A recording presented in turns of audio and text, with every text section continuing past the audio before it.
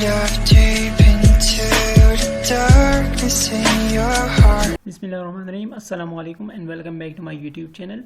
Today I will show you how to calculate average in Microsoft Excel. This is the second tutorial in Microsoft Excel course. So if you are new to our channel, please subscribe to our channel and press the bell icon so that you will not miss important videos of our channel. Now let's open the Excel. Let's say I have this table, right, and I want to calculate the average of these numbers, right? So how I will calculate the average? It is very simple. Just just press the enter equal sign, right, and type average. You will see here average, right? Select this these numbers, right, and close the bracket. Press enter, you will get the answer. 7.8 is my average, right?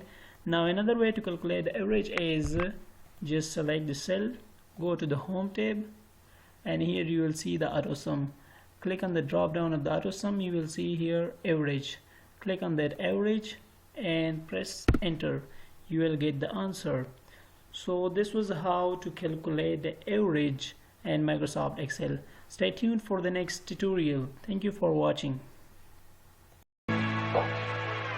Can I dive deep into the darkness in your heart?